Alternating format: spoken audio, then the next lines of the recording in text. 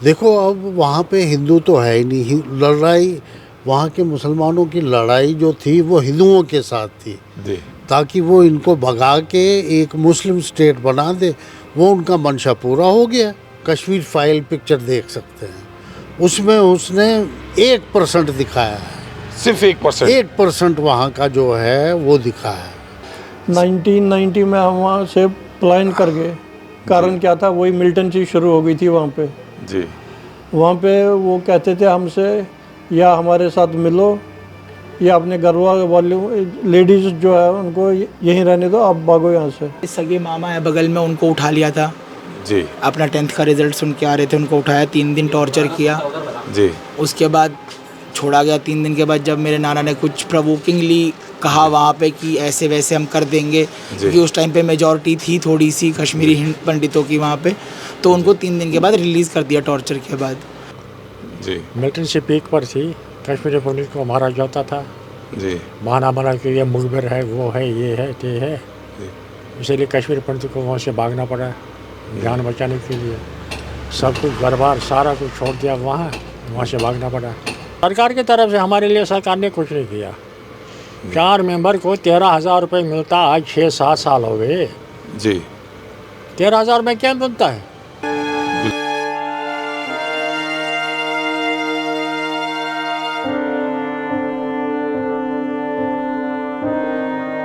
उन्नीस जनवरी 1990 की इस घटना पर, जिस दिन देश के बंटवारे के बाद पहली बार जवाहर टनल के उस पार से लाखों लोगों को एक्सडॉस का दंश झेलना पड़ा और ना चाहते हुए भी उन्हें अपना घर बार छोड़कर जवाहर टनल के इस पार आना पड़ा।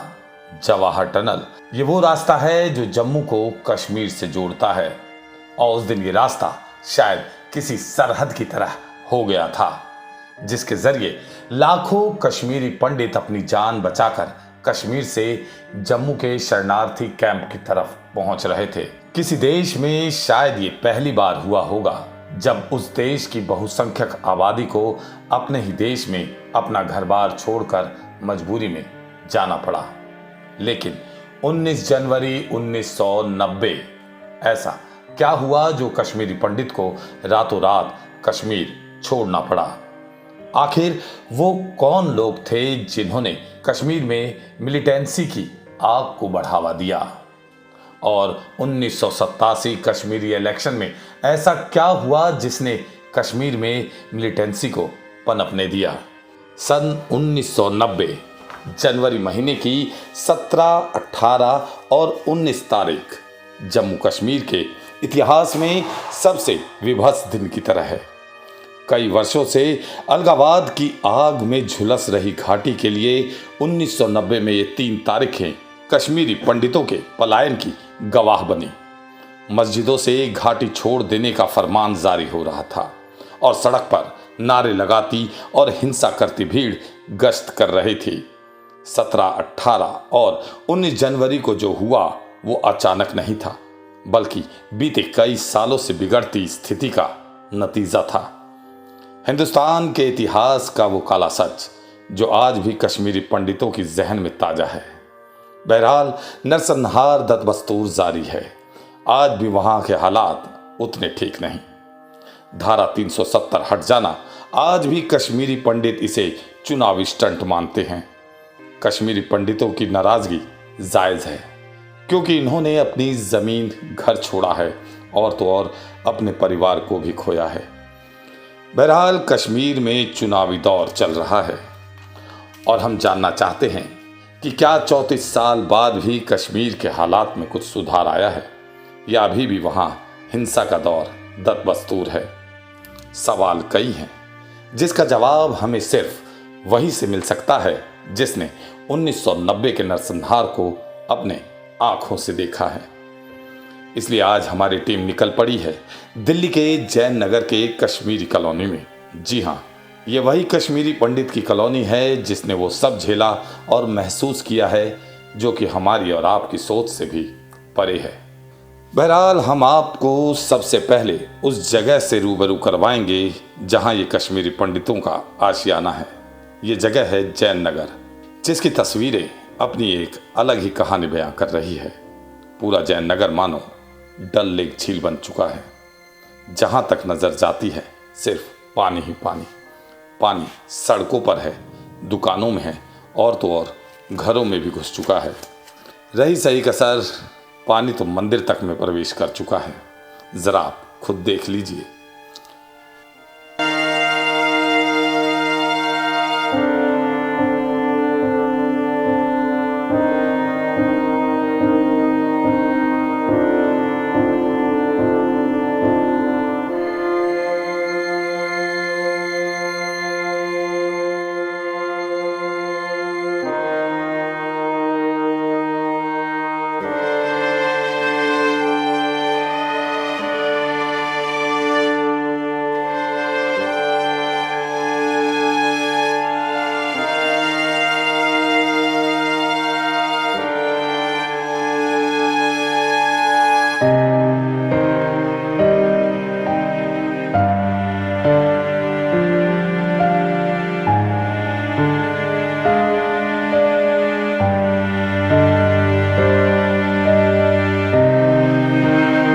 ये कॉलोनी है कश्मीरी पंडितों की।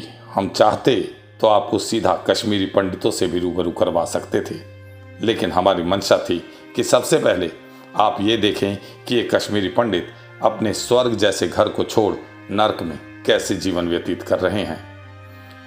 चलिए तो फिर आपका ज़्यादा वक्त ज़ाया ना करते हुए आपको रूबरू करवाते हैं यहाँ पे मौजूद कुछ कश्मीरी पंडित परिवार से और जानते हैं कि आखिर 1990 के दशक में क्या परिस्थितियां रही थी कि वो दिल्ली में पलायन कर गए।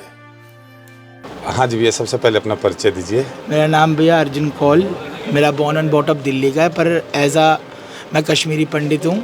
मेरे घर वाले कश्मीर के हैं, मेरे दादाजी वहाँ पर टीचर रह चुके हैं। 90 के बाद हम यहाँ पर आए, थोड़े टाइम जम्मू में रहे मेरे घर वाले, उसके बाद यहाँ आए, यहाँ पे अपना मकान बनाया, थोड़े टाइम पहले दुकान लिए, तो संघर्ष जारी है। जी, आपने कहा कि आज भी आपके माता और पिताजी कश्मीर में ही रह रहे हैं, है ना? तो कभी तो आपने पिताजी से या अपने परिवार से सुना होगा किन मुश्किलातों का उनको सामना करना पड़ा, मुश्किलों का ताल्लुक तक वो क्या, मेरे सगे मामा है बगल में, उनको उठा लिया था जी। अपना 10th का रिजल्ट सुन के आ रहे थे, उनको उठाया, 3 दिन टॉर्चर किया जी। उसके बाद छोड़ा गया। 3 दिन के बाद जब मेरे नाना ने कुछ प्रोवोकिंगली कहा वहाँ पे कि ऐसे वैसे हम कर देंगे, क्योंकि उस टाइम पे मेजॉरिटी थी थोड़ी सी कश्मीरी हिंद पंडितों की वहाँ पे, तो उनको 3 दिन के बाद रिलीज़ कर दिया टॉर्चर के बाद। तो आज भी वो चीज़ें तो उनको याद रहती है कि क्या करना है क्या नहीं करना है, जाते हैं आज भी, पर वो स्टेट नहीं रह सकती जी। कभी मिस करते हैं आप, कभी गए हैं आप? मैं तो 5-6 बार ही विज़िट किया है कश्मीर, पर वहाँ का कल्चर और यहाँ का कल्चर में ज़मीन आसमान का अंतर है। वहाँ का अडेप्ट करने में अगर हम यहाँ के लोग जाएंगे तो नहीं बस पाएंगे। वहाँ अगर रिसेंटली अभी पीछे कितने दिन हो गए उस बात को, 3 महीने हो गए होंगे अप्रॉक्सली, अनंतनाग साइड पे एक कश्मीरी पंडित ने अपना घर बसाने की शायद से फिर से कोशिश करी थी, तो भगा दिया था, घर वर जला दिया था और उसको भगा दिया था।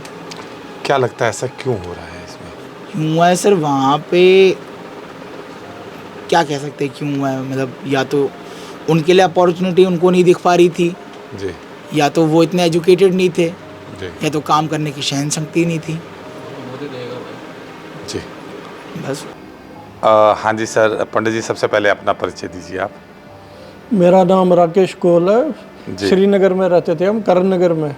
जी। 1990 में हम वहाँ से पलायन कर गए। कारण क्या था, वही मिलिटेंसी शुरू हो गई थी वहाँ पे। जी। वहाँ पे वो कहते थे हमसे, या हमारे साथ मिलो या अपने घर वाले लेडीज़ जो है उनको यहीं रहने दो, आप भागो यहाँ से।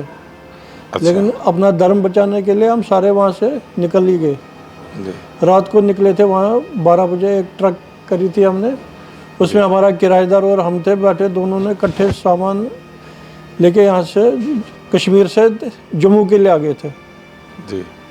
आए दिन वहाँ बम फटते थे, टारगेट किलिंग होती थी। हाँ जी, ये मुखबिर है, कोई भी हिंदू जो अच्छा खासा वो कहते थे ये जनसंघी है जी। ये सारी बात पहुंचाता है वहाँ पे, दिल्ली पहुंचाता है, ये जनसंघी, इनको मारो, तो मारते थे। जितने भी सेंट्रल डिपार्टमेंट के थे उनको टारगेट बनाते थे। तो काफ़ी हालात वहाँ ख़राब थे। हालत हाँ जी काफ़ी ख़राब थी। क्या आज भी आपका परिवार वहाँ पे रहता है या कोई दूर नहीं, का इस टाइम रिश्ते- कोई नहीं रहता वहाँ पे, सारे यहाँ पे आ गए? सारे यहाँ पे आ गए। यहाँ पे एक ही चीज़ की टेंशन है, गर्मी मारती है यहाँ पे, अदरवाइज यहाँ पे कोई टेंशन नहीं है। बिल्कुल सबने अपना मकान बना लिया, अपने घरों में रह रहे हैं, इज्जत से रह रहे हैं। जी। सरकार की तरफ से आपको क्या सुविधा मिली इसमें? मैं तो एक गवर्नमेंट एम्प्लॉय था, सरकार की तरफ से कोई सुविधा नहीं, कोई सुविधा नहीं कोई मिली? सुविधा नहीं। आप अच्छा, आपके साथ मतलब आपके जैसे और कितने परिवारों ने यहाँ पे पलायन किया होगा उस समय? टोटल कश्मीर से लगभग 40,000 50,000 फैमिलीज निकल गई थी वहाँ से। जी। एक दिन में नहीं, एक महीने में धीरे धीरे करके निकलते रहे, जिसको जैसा मौका मिला निकलता गया। जी। आपने अपना बचपना वहाँ बिताया है, बचपना बिताया, बचपन ही तो वहाँ 26 साल निकाले, वहाँ पे बड़े प्यार से। याद आती है सर? आज याद भी? बहुत आती है, अपने वतन की याद आती है, सबको अपने घर की याद आती है। फिर कभी पलट के आप गए कभी? पलट के एक बार ही गए थे, तो वहाँ पे हमारे घर पे आर्मी बैठी है, क्योंकि वो हिंदुओं का इलाका है, करण नगर। जी। आर्मी बैठी है वहाँ पे, तो जी। आर्मी किसी को वहाँ जाने नहीं देती है, वहाँ सिक्योरिटी के तौर पे आर्मी किसी को आने नहीं देती है वहाँ पे। तो चलिए, घर पे कब्जा ज़मीन जायदाद तो अभी भी वहाँ पे होंगे या वो भी हथिया लिए गए? नहीं, वो उसका डिस्ट्रेस सेल हो गया था। बीच में एक बारी यहीं पे एक प्रॉपर्टी डीलर आया था और उसके साथ कुछ मुस्लिम्स आए थे। ये अब पंडित जी आना नहीं है, वो तुम्हारा वापस, आप हमें भेज दो, ऐसे मकान भेज दो। तो आपने बेच तो दिया? हमारे पिताजी थे, तो पिताजी ने यही बोला ठीक है, कितना वैल्यू लगाओगे? तो उस टाइम उन्होंने 25 लाख वैल्यू लगाया था। जी। 2005 की बात है। जी। लेकिन आज का उसी का वैल्यू करीबन 15 करोड़ है। बिल्कुल होगा सही। बिल्कुल है, क्योंकि हार्ट ऑफ द सिटी में रहते थे, उसमें 5 वे का कॉर्नर था, कॉर्नर प्लॉट था, 5 जगह को रास्ता जाता था, डिफरेंट वे। अच्छा, आप बात करना चाहते हैं, आप कश्मीर में चुनाव चालू हो चुके हैं, वहाँ पे क्या हालात हैं, कुछ इसके बारे में बताइए। या फिर इस टाइम जैसे लोग कहते हैं कि हालत ठीक है, वैसे हालत ठीक ही है। इतने कश्मीरी वहाँ गए हैं। अभी 2-3 दिन पहले वो गणपति विसर्जन भी हुआ था। जी। पहली बार ही रिकॉर्ड में आया, 30 साल के बाद ये पहली बार ही ऐसा हुआ। लोग भी खुश है वहाँ पे, और वहाँ हमारे कश्मीरी मुसलमान भाई भी चाहते हैं कि ये आ जाए। बिल्कुल। कुछ शरारत पसंद लोग हैं जो कि नहीं चाहते आ जाए, अदरवाइज जो कॉमन लोग हैं वहाँ पे चाहते हैं कि हिंदू मुस्लिम इकट्ठे रहे वहाँ पे, जैसे पहले होता था। अच्छा, अभी हम लोग जैन नगर में हैं और आपका यहाँ पे घर भी जैन नगर में ही है, तो यहाँ पे कितने कश्मीरी पंडित आए हुए? यहाँ लगभग कश्मीरी पंडित लगभग 150 फैमिलीज रहती थी, उसमें से फिर धीरे धीरे करके निकलने लगे। कारण क्या है, बच्चे जैसे बढ़ते गए, उनकी ट्रेनिंग एक जगह दूसरी जगह इंडिया के कई कोनों में लग गई, तो फिर वो वहीं सेटल्ड हो गए। जी। बाद में फैमिलीज ने भी सोचा, जैसे मियाँ बीवी थे वो भी यहाँ से निकल गए। जी। थोड़ा यहाँ पे पानी भी आता है, यहाँ पे ये बरसात में यहाँ पानी जमा हो जाता है सारे कॉलोनी में, तो लोग परेशान उसकी वजह से भी है। इस वजह से भी पलायन कर गए? इस वजह से भी पलायन कर गए। तो यानी कह सकते हैं कि पहले का कश्मीर और आज के कश्मीर में काफ़ी बदलाव आया है? काफ़ी बदलाव आया, जैसे लोगों से सुनते हैं काफ़ी बदलाव आया है, और टीवी पे भी देखते हैं, मीडिया भी सुनते हैं, काफ़ी बदलाव आया है। बहुत बहुत धन्यवाद। सबसे पहले तो आप सर, आप अपना परिचय बताइए सर। मेरा नाम रवि रैना है, जी। कश्मीरी हूँ। कश्मीरी पंडित जी हैं? जी हाँ। अरे वाह, कितने साल से सर यहाँ पे रह रहे हैं आप? यहाँ पे 2005 में आए थे। 2005? 20 साल हो गए यहाँ पे। 20 साल। लेकिन 20 साल के बाद जो हमने यहाँ पे दुर्दशा देखी, जी। इसके लिए हम तैयार नहीं थे। 1990 में जो हुआ था, कश्मीर से जो पलायन हुए थे। जी हाँ, हम वहीं से आए हैं, 90 में ही आए हैं। जी। और 90 के बाद हम कभी कश्मीर गए नहीं। क्या वजह थी? डर लगता है और कुछ नहीं। तो यानी आपने तो अपनी ये आंखों से बोलते सब कुछ देखा होगा फिर वहाँ पे? सब बिल्कुल कुछ सर, सब कुछ देखा है वहाँ पे। नरसंहार भी देखा, सब कुछ पंडितों के देखा, साथ? क्या नहीं देखा वहाँ पे। जो वहाँ पे जातियाँ हम हिंदू लोगों के साथ हो रही थी तब, जी, 90 में। कहना जो चाहते हैं कि आजकल- उस टाइम ये नेता और ये सारे कहाँ गए थे? अगर कहाँ चाहते तो ये इनको सब interest- नरसंहार रुक सकता ये था। चाहते ही थे, जो वहाँ की लोकल जो हैं वहाँ के नेता, बिल्कुल। वो चाहते ही थे कि यहाँ से हिंदू निकल जाएं। जी। आजकल वो बड़े गर्व से बोलते हैं ये मुस्लिम स्टेट है, ये बड़े गर्व से बोलते हैं। बिल्कुल क्योंकि हिंदू वहाँ रहा नहीं। जी। सब बोलते हैं, गर्व से बोलते हैं कि ये मुस्लिम क्या स्टेट आज भी है। ऐसे ही हालात हैं वहाँ पे? आज तो थोड़े सुधरे हुए हैं, सुधार तो मैं नहीं कह सकता हूँ, जी। क्यों ये और वैसा ही दौर दोबारा आएगा। जी देखो अब वहाँ पे हिंदू तो है ही नहीं, लड़ाई वहाँ के मुसलमानों की लड़ाई जो थी वो हिंदुओं के साथ थी, जी ताकि वो इनको भगा के एक मुस्लिम स्टेट बना दे। वो उनका मंशा पूरा हो गया। बिल्कुल। अब ज़रा जाके दिखाए कोई हिंदू, वहाँ रह के दिखाए परमानेंटली। एज ए विजिटर तो आप जा सकते हो, बिल्कुल। एज ए विजिटर आप क्या करने जाओगे वहाँ पे? पैसे खर्च करने जाओगे, जी तो वो उनको मंजूर है। लेकिन परमानेंट जाओ, वो कोई नहीं बैठने देगा वहाँ पे आपको। आपने अपना बचपना वहाँ बिताया था, जी हाँ। है ना? आज भी कुछ यादें जुड़ी होंगी। नहीं वो तो है, वो कहाँ जाएंगे। जी वो तो कभी कभी याद आता है वहाँ का, तो माहौल वहाँ का अच्छा था, सब कुछ अच्छा था, जी एटमॉस्फेयर अच्छा था, वहाँ का वेदर अच्छा था, सब कुछ अच्छा था। जी। तो वो कहाँ भूलेंगे हम, वो कहाँ भूलेंगे, हम नहीं भूल सकते उस चीज़ को। लेकिन अब वहाँ रहना भी बड़ा मुश्किल है। क्या पीछे से कोई परिवार छोड़ के आए आपको? नहीं, परिवार तो नहीं छोड़ा है, हम सब भाई बहन जितने भी थे, फादर मदर जो भी थे, वो वहाँ से निकल चुके हैं। जी मकान वहाँ हम करण नगर में रहते थे, जी पॉश कॉलोनी है वहाँ की, जी। और पुरानी कॉलोनी है, पॉश कॉलोनी है, वहाँ रहते थे हम। तो वहाँ की तो संपत्ति जमीनें वो तो वैसे की वैसी है, आधे बेचे हैं, आधे कुछ किया, आधों ने कुछ किया। हमने अभी ऐसे कुछ तो रखा है। कब्जा भी हुआ, कुछ दबाव। वही मैं कह रहा हूँ ना, कब्जा भी हुआ है। हाँ, क्यों नहीं हुआ है, हुआ है। सरकार की तरफ से अभी क्या मदद मिल रही है अभी आपको? सरकार की मदद तो हमें वैसे खास तो है नहीं। जी कांग्रेस थी तब जब इनको कई, मैं तो गवर्नमेंट एम्प्लॉय था, मैं उसका हकदार तो था नहीं।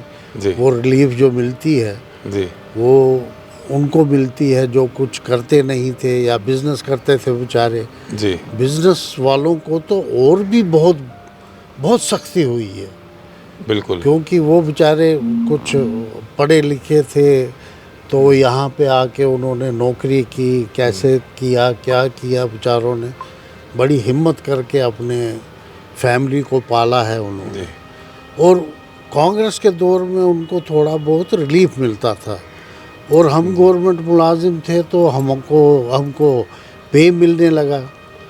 बाबूजी, तो अभी आपने पार्टी की बात करी, अभी फिर से जो है चुनाव का ही दौर चल रहा है, कश्मीर जी में हाँ, चुनाव स्टार्ट जी है। हाँ। क्या कहना चाहेंगे ऐसे में? मैं ये मौजूदा- कहना चाहता हूँ, जी। देखो जी, वहाँ की रग रग में बसा है पाकिस्तान। ओए होए।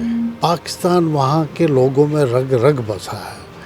जी इन्होंने देख लिया, फारूक अब्दुल्ला को भी देख लिया और पीडीपी को भी देख लिया, लेकिन इनका मंशा पूरा नहीं हुआ।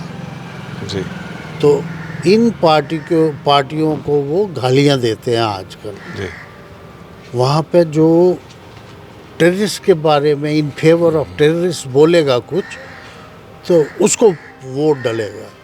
अभी देखो, वो जो था वो तो ओपनली टेररिस्ट को बड़ा ये करता था, सपोर्ट। ये सपोर्ट करता था। वो इंजीनियर है एक वहाँ पे, जी उसने परसों इलेक्शन जीत लिया है। यही तो प्रूव करता है। अब जो है फारूक अब्दुल्ला की सरकार और पीडीपी सरकार जो है, महबूबा मुफ्ती, उनसे तसल्ली हो गया है उनको, लोगों को, क्योंकि उनका मंशा पूरा नहीं हुआ है। पंडित जी, आपको क्या लगता है कि ऐसी कौन सी सरकार है जो वहाँ की काया पलट सकती है आपके हिसाब से?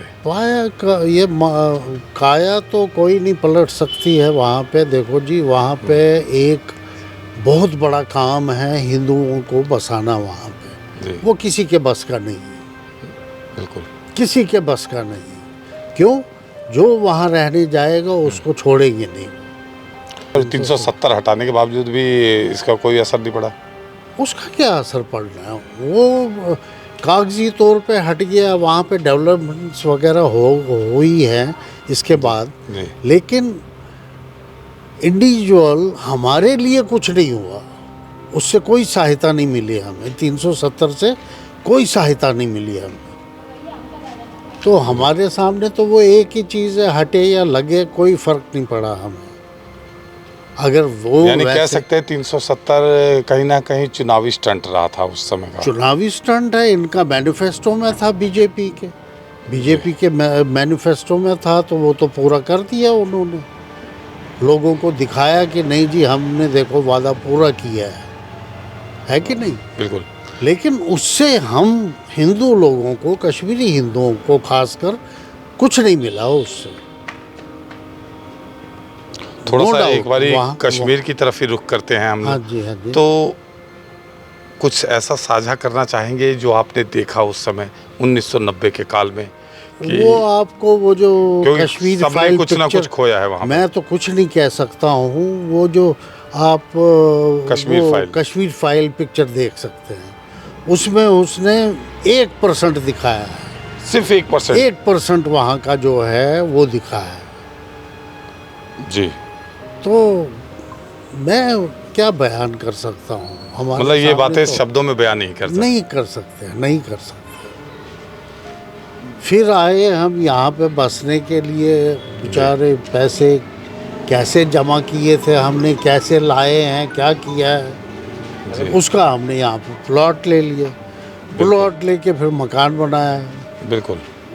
मकान बनाने के बाद अब दिक्कत है यहाँ पे, पानी की दिक्कत है यहाँ पे हर जगह पानी जमा हो रहा है। कोई कुछ नहीं कर रहा है, न पॉलिटिकल पार्टीज कुछ कर रही हैं, कुछ नहीं हो रहा है यहाँ पे। बिल्कुल ठीक है। बाबूजी सबसे पहले तो आप अपना नाम बताइए। मेरा नाम है कन्हैयालाल। कन्हैयालाल जी, 1990 में जब वहाँ पे कश्मीर में हालात ख़राब हुए तो वो दौर भी आपने देखा। बहुत देखा है सब। क्या हुआ था वहाँ पे, क्या हालात क्या थे उस समय? हालात तो बहुत ख़राब से उधर। जी मिलिटेंसी पीक पर थी, कश्मीरी पुलिस को मारा जाता था। जी। बहाना बना के ये मुखबिर है, वो है, ये है, ते है। इसीलिए कश्मीरी पंडित को वहाँ से भागना पड़ा जान बचाने के लिए। सब कुछ घर बार सारा कुछ छोड़ दिया, वहाँ से भागना पड़ा। कौन बेसिकली परेशान करता था इसमें? क्या? कौन परेशान करते थे? वो तो मिलिटेंट्स थे और कौन से। जी। अब आपने वो दौर भी देखा, फिर आप कैसे आए यहाँ पे?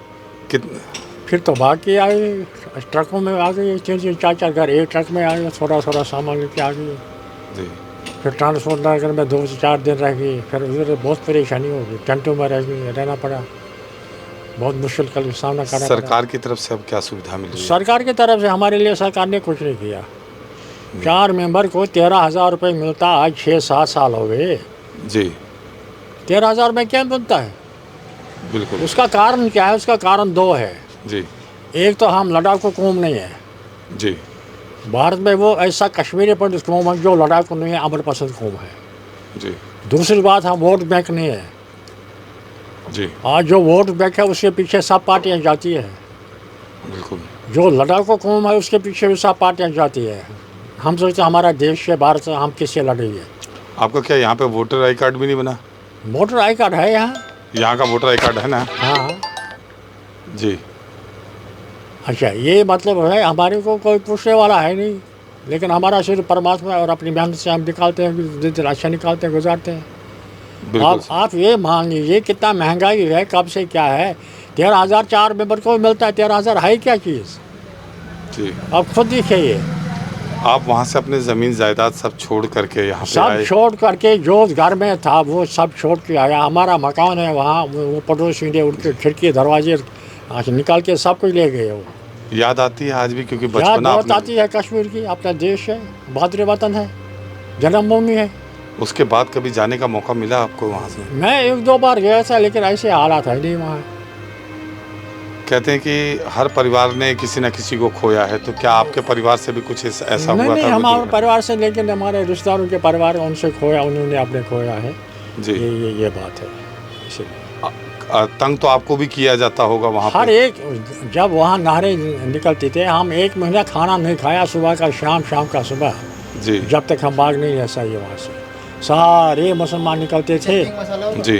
अल्लाह अकबर, नाले तकबीर, जी। हम क्या चाहते हैं, आज़ादी। जी। बहुत गंदे नारे लगाते थे। अब क्या बताऊंगा आपको तो सारा मालूम होगा। इसलिए वहाँ से भागना पड़ा, अपनी बेटी बच्चों को का इज्जत बढ़ जाना पड़ा, अपना जान बढ़ा। क्या लगता है कि वो वाला माहौल अच्छा था या आज जिस माहौल में आप रह रहे हैं वो बढ़िया है? नहीं, माहौल तो ठीक था, यहाँ भी हमने अपनी मेहनत से किया है। हालांकि सरकार ने कोई ऐसा नहीं किया, कुछ पैसे दिए उससे कुछ नहीं बनता है जी, लेकिन हमने खुद मेहनत की है, इसलिए हम इस अभी अपनी दाल रोटी अच्छी तरह से खाते हैं। बाकी सरकार ने हमारे लिए कुछ नहीं किया। हम बीजेपी सरकार को, मोदी ने बहुत काम किया, इसमें कोई शक नहीं है जी। देश के लिए मोदी मरता है, इसमें कोई शक ही वाली बात नहीं है। नहीं, 370 हटाने के बाद अब तो कुछ तो राहत होगी। 370 हटाने के बाद बहुत राहत है वहाँ जी, लेकिन अभी जो ये पाकिस्तान का ठुक ठुक है अभी निकलेगा नहीं। अभी इलेक्शन भी चल रहा है कश्मीर में। हाँ, कश्मीर का एक फेज तो कल हो गया, 60% सुना है वोटिंग हो गई। ये पहली बार ऐसा हुआ। पहली बार ऐसा हुआ कि हाँ, 60%? पहली बार ऐसा हुआ। तो लग रहा है कि बदल रहा है कश्मीर। कश्मीर तो बदल रहा है लेकिन जनता बदलनी चाहिए ना। उधर तीन फैमिली ने कब्जा किया। जी फारूक है, कांग्रेस है, पीडीपी है, जी उन्होंने खानदानी राज बनाया वहाँ, जी। इसीलिए वहाँ के मुसलमानों को, लड़कों को भटकाया उन्होंने, पत्थरबाजी हो गई। अब तो पत्थरबाजी ख़त्म हो गई। अब उनको भी सोचना चाहिए कश्मीर के मुसलमानों को, ये हमारे लिए क्या करते हैं, इनके बच्चे कहाँ हैं, कहाँ पढ़ते हैं, कहाँ नहीं पढ़ते हैं, उनको भी सोचना चाहिए इस बात का। अब अगर दोबारा आपको मौका उन्होंने मिलता- सोचा कश्मीरी पुलिस हम निकालेंगे, हम आज़ादी लेंगे। जी अच्छा, लिया आप आज़ादी 30-35 साल में, कितने वहाँ मार गए, हज़ारों के मार गए तादाद वहाँ। हमारा भी हक है वहाँ, इसमें थोड़ी बात है। अगर भाई दो है, एक बड़ा भाई एक छोटा है, अगर बड़ा भाई थोड़ा ज़्यादा ही लेगा, छोटे को भी कुछ न कुछ मिलना चाहिए, इसमें क्या है, इसमें कौन सी बात है। अभी भी आपका परिवार वहाँ पे रहते हैं? कोई नहीं, रिश्तेदार? हाँ, रिलेटिव 2-3 रहते हैं अपने गाँव में। उनके साथ अब क्या हो रहा है वहाँ उनके पे? साथ अब ठीक ठाक है। पहले मतलब ना पहले वाली बात है भाई, नहीं है, अब सब कुछ ठीक है। अगर आपको दोबारा मौका मिलता है तो क्या आप जाना चाहेंगे अपने बिल्कुल उस जगह जाएंगे, पे क्यों नहीं जाएंगे। जहाँ पे आपका मादरी जन्म- वतन है, मदरलैंड अपना क्यों छोड़िए। लेकिन इस बात का दुख ये कि गवर्नमेंट ने हमारे लिए कुछ किया नहीं। मैं बार बार बोलता हूँ, 4 बंदों का 13,000 रुपये में क्या आता है, इस तरह ध्यान ही नहीं दिया ये अच्छा सरकार ने, बीजेपी सरकार ने। जी बिल्कुल सही। क्योंकि उसका कारण यही है, ना हम वोट बैंक है ना हम लड़ाकू हैं, इसलिए हमारे पीछे कोई आता ही नहीं है। ये सोचते हैं वोट देंगे वो भी ठीक, नहीं देंगे तब भी ठीक। लेकिन जब से हमने कश्मीर छोड़ दिया तब से हम बीजेपी को वोट देते हैं। ठीक। मोदी कश्मीरी पंडितों का ये दास्तान बयां सुन आपकी भी आंखें नम हो गई होंगी। हमारी टीम उन तमाम कश्मीरी पंडितों को श्रद्धापूर्ण नमन करती है जिसने अपने परिवार के लिए अपने जीवन की आहुति दी, और सरकार से ये निवेदन भी करती है कि इन माइग्रेंट कश्मीरी पीड़ित पंडितों के ऊपर विशेष ध्यान दे। तो ये थी हमारी आज की कुछ खास पेशकश। हमें दीजिए इजाजत। नमस्कार।